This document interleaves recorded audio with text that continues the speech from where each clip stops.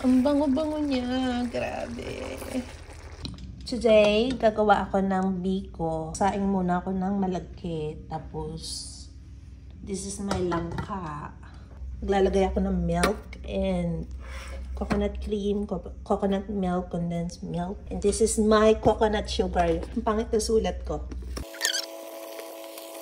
Uy, nagmantika na siya. Lumabas na yung mantika. Ito na yung ating pan-toppings. Ano siya? Next step, oven. Preheat na siya ng 10 minutes and then biko in the oven.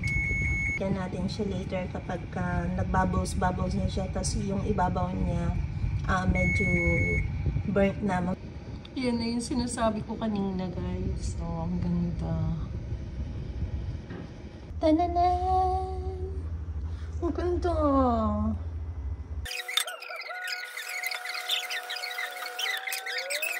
Dalan natin si Dan and Hernan.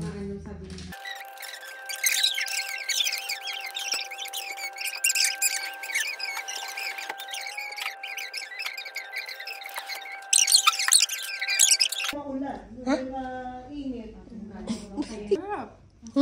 Masarap. Masarap? Gusto mo?